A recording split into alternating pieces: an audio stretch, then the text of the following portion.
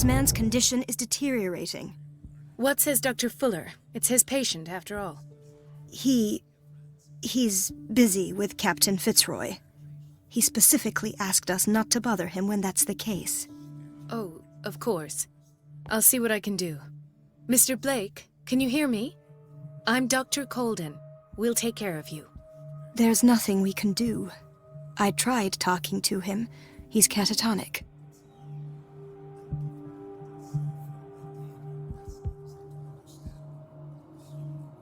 What can you tell me about him? He was highly agitated an hour ago. We were about to tie him down when he fell asleep. 10 minutes ago, he curled up into a fetal position. I thought he was waking up, but no. What are his symptoms? His temperature has been going down, his skin losing its color. I closed his eyes myself. I didn't want them to dry out, and I couldn't bear it. You did well. Don't worry. Show me his file. That's not possible. Don't tell me Dr. Fuller has taken this file as well. That's why I called you. This man... Come on now. An intoxication, I was told. I don't recognize him. He said he worked on the docks, but not with Cap... I think he works for Ms. Baker. Who? You know... Oh. Do you have other questions? That'll do for the time being. Any idea what this man might be undergoing? Did you inject him with a No, Doctor. Not me, not any... Again? But there was enough for the whole island. More and more people are suffering. Of course. Any idea what the... Very well. I'll examine him.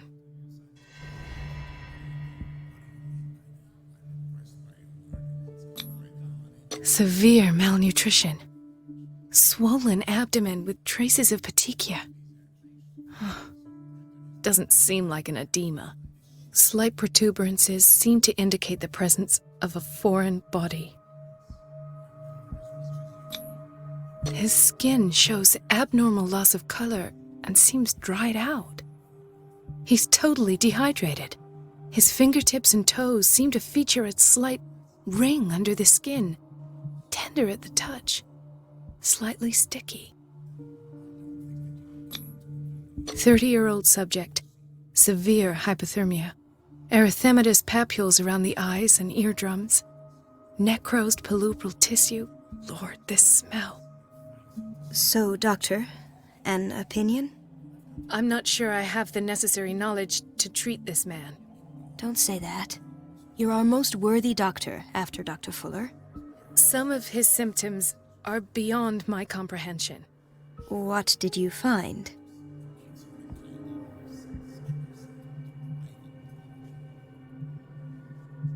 Did you examine his abdomen? It would seem there's something inside. He hasn't eaten in days. Are you certain it's not an edema? No.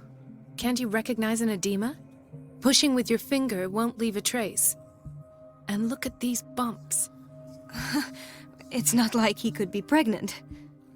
Whatever it is, this man has something inside him that shouldn't be there. We should operate on him at once. Dr. Fuller said not to worry, that the edema would go away by itself. You know, I'm not sure Dr. Fuller is telling the truth. In spite of the muscle contractions, his arms seem limp.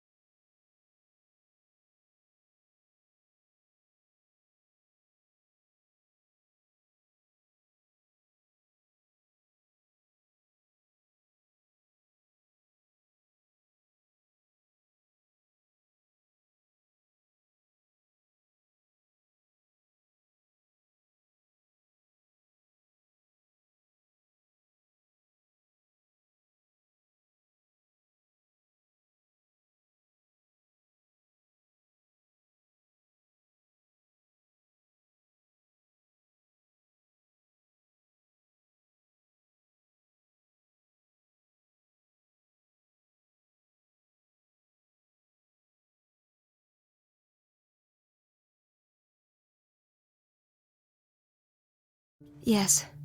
They can't have decalcified, not at this rate. And yet, if there is a bone in this arm, it's softer than that of a newborn baby. What about his cranium? It's soft at the touch. It does seem like the skull of a baby. Look at these sticky rings growing at his fingertips. What can be happening? I'm sure you'll find an explanation. You have to. I see signs of hypodermoclysis, but he's still dehydrated. When was his last IV? He's constantly under perfusion.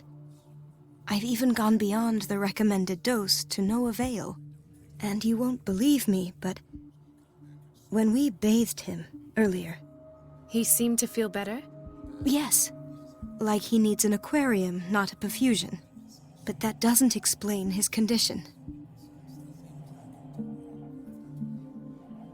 I almost don't believe it myself, but these symptoms are not those usually associated with the human species. What do you mean? Don't tell me you believe in extraterrestrials. No.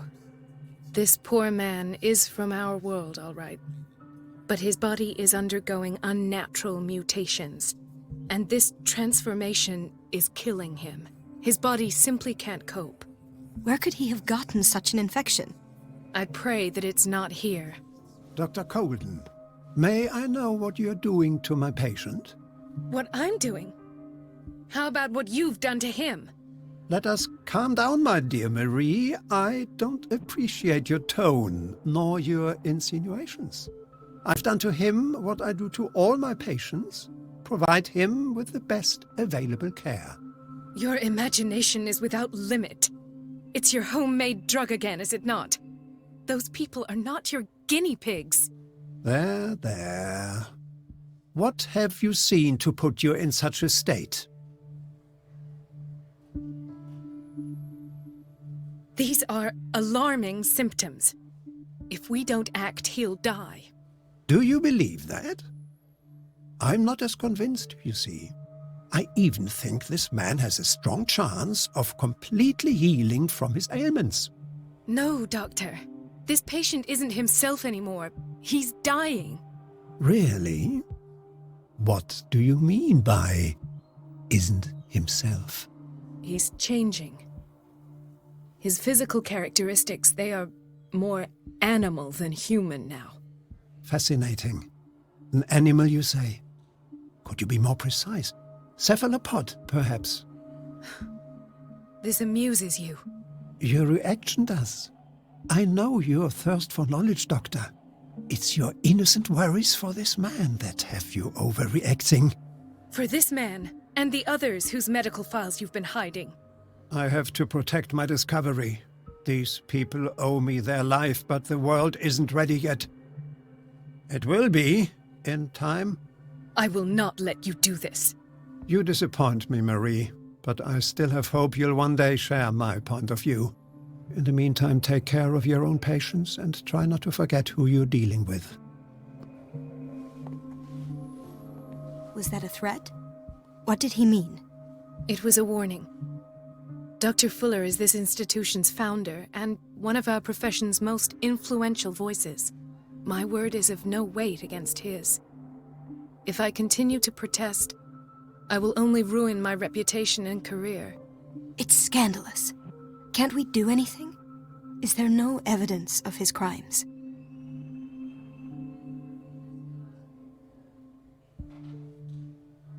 I disapprove of Fuller's methods, but his treatments have saved more lives than I can count.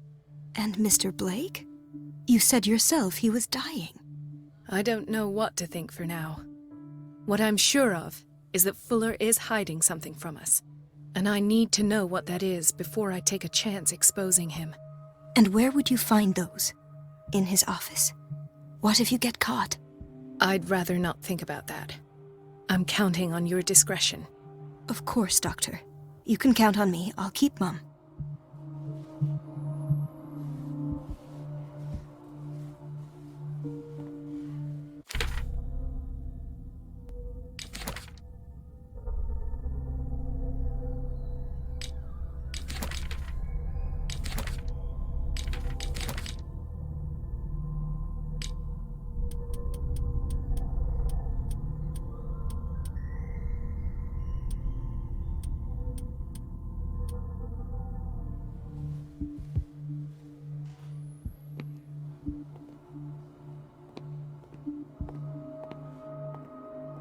This place draws you in and never lets you go.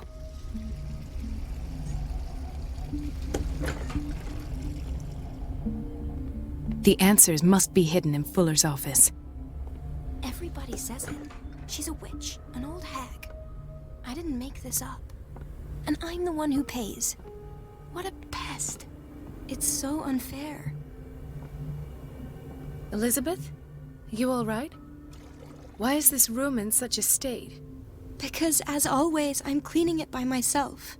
And the water was once again shut off this morning. I had to bother Mrs. Donovan again, giving her a new excuse to belittle me. Do you really need Mrs. Donovan to open a valve? Why not ask the janitor? I can't make these decisions without her approval. Imagine if there were a leak. Anyhow, the boiler room is locked half the time. So every time the water gets shut off, I have to go and endure her reproach until she's settled the problem. I see. Courage, Elizabeth. Thank you, Doctor. Everything all right, Dr. Colden? All is well, Elizabeth, thank you. I was making sure the water wasn't cut off yet again. Thank God, no. The water's running. I have no desire to call Donovan for help. Come now. Don't let that I'm trying, Doctor. Sometimes I imagine she shuts down the water. Her time is much courage, Elizabeth. Thank you, Doctor.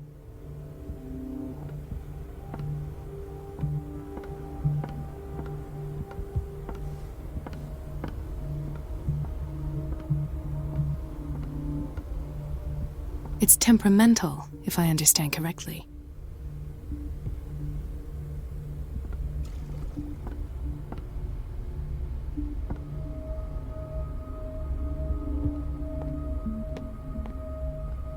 No, you're pulling my leg. I'm not joking. I saw the schedule. She's alone in the bathroom again. And she still says nothing to that old witch, Donovan. Oh, listen to the We've been waiting to be restocked for naughty weeks. girl. And the answer is no. You can imagine that she doesn't dare say a thing. That silly goose lets herself be trodden on. Oh well, at least we won't have to clean for a while. The doses prescribed by Fuller are far too high. Well, And just wait and see the next time the water's cut off. It's a real show. We're running out of this medicine.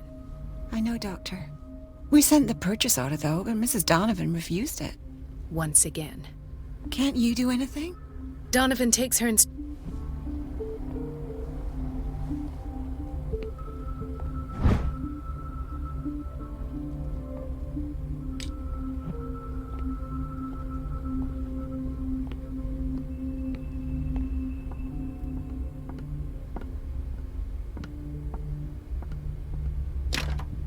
I don't have any business in the boiler room.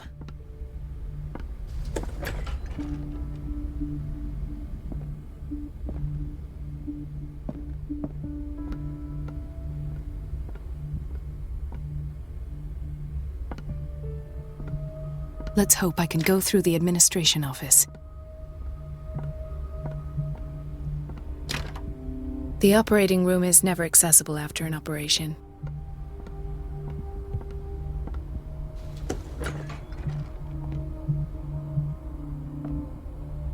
This man, Edward Pierce, his file is incomplete.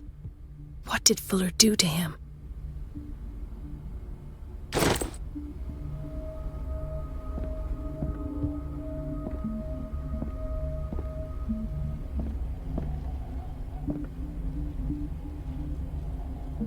The key to the boiler room is missing. Dr. Fuller always keeps his key with him.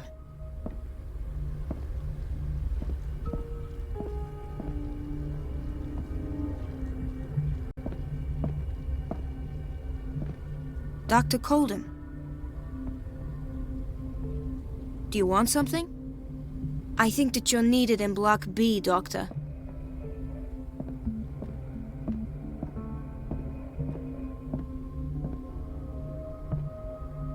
Ethan, Marie, what are you doing here? I'm waiting for my medication, of course. Why?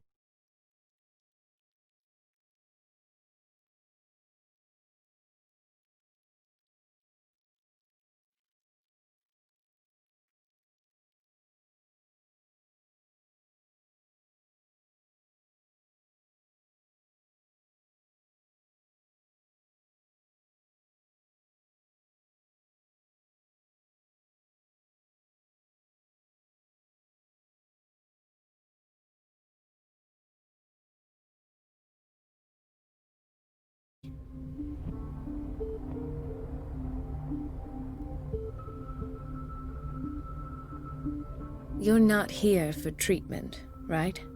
Am I so obvious? Only to me. I know you worry about me. I trust you. I'm happy to see you. Me too, Ethan. Is that all? Well, there might be something else. I'm not sure. Tell me. I have nightmares. They keep me awake every night. It seems stupid, I know, but they're terrible. Actually, you're not the only one. No. No one has ever seen the things I see. It's like I'm turning mad. So many people have this affliction. It's like an epidemic. Do you think it might be related to Fuller's work?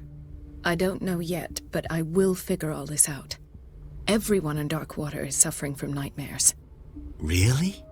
We don't have any medication left.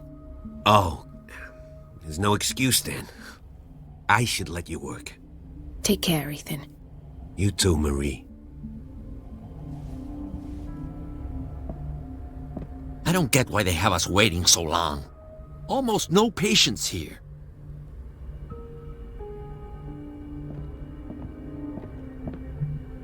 Where did my fiancée go? I hope those nutcases will stop burdening her with work.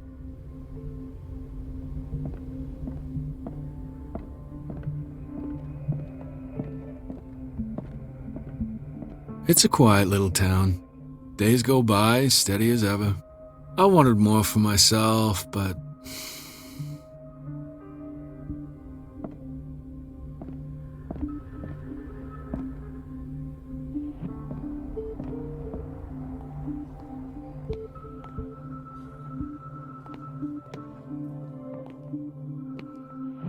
Dr. Colden, here you are at last. This patient was again brought up to the psychiatric wing. We've been following the treatment you prescribed, but the dysgeusia persists and he's lost a great deal of weight. We haven't been able to move him. The stress makes him hyperallergic. Sir, I am going